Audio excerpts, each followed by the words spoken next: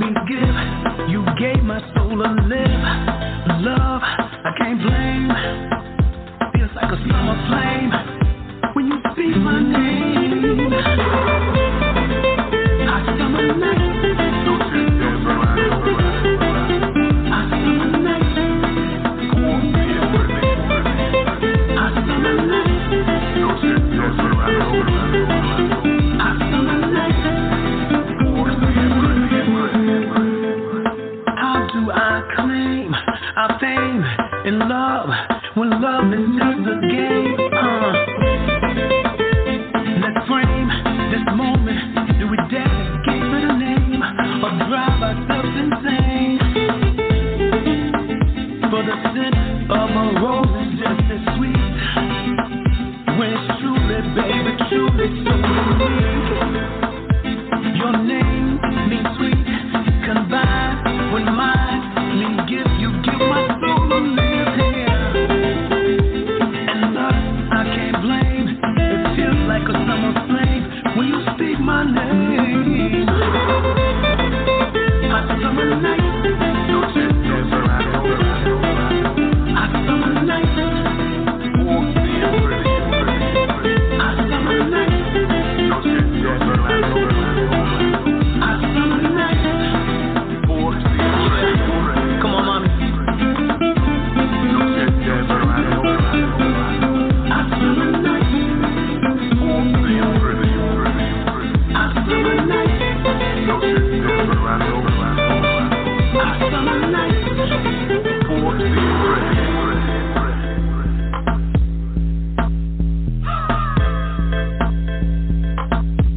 No shit, dance for the round.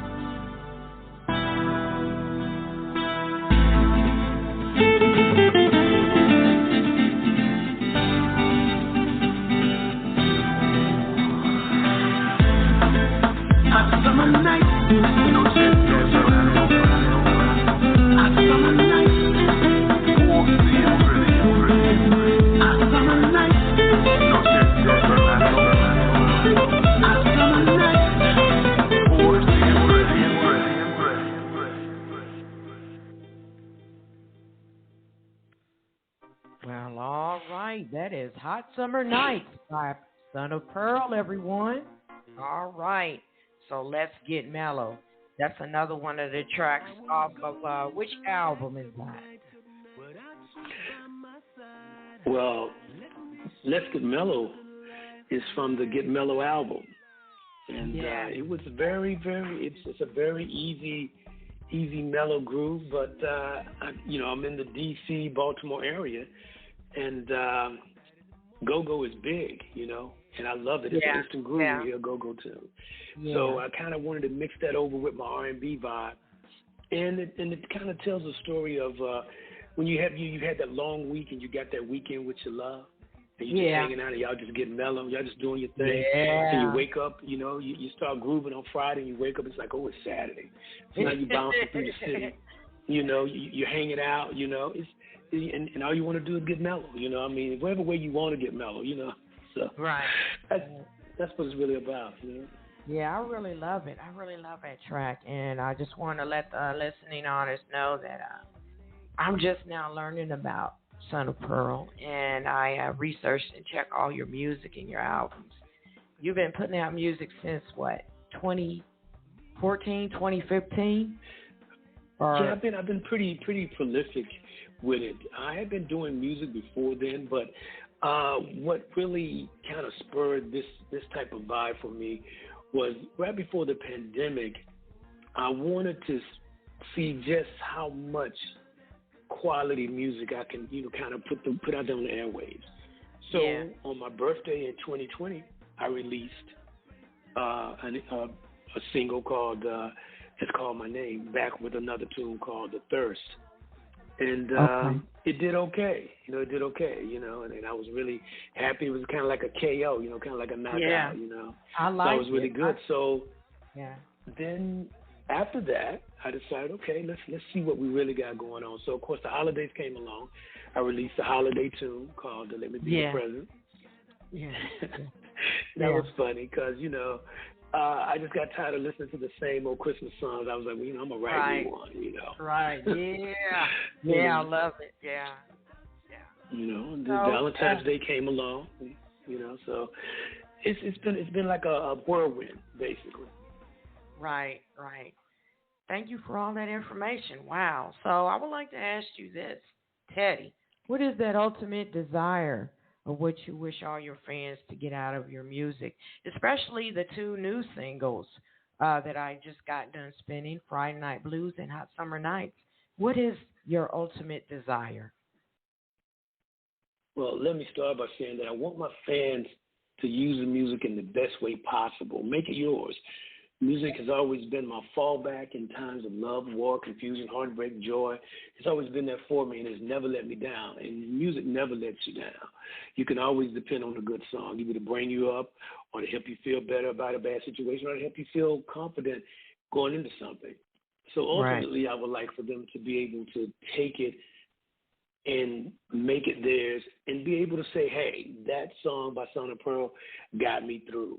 Or that song by Son of Pearl was a song that I proposed to my love to, or that was our wedding song, or that was our song. So I just want them to love it like I love it, And thank you for that information. Wow, thank you so much.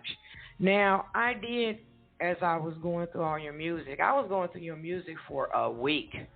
And you've got a lot of music, so I picked out some songs I want to play on the show later, too. I came across the gospel song number 2, What's His Name?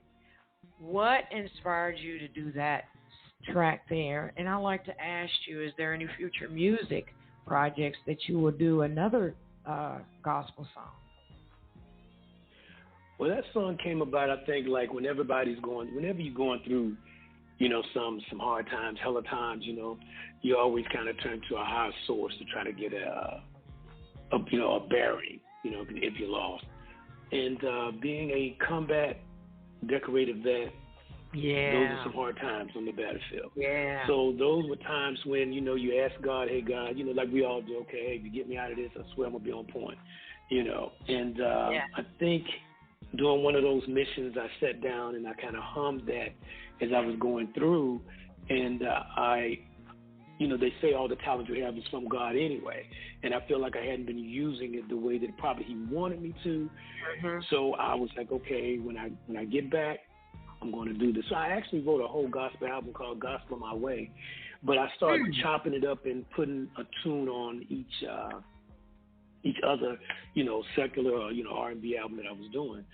And gospel tune number 2 just happened to be the one that, when you're in the midst of combat and you're going to call his name.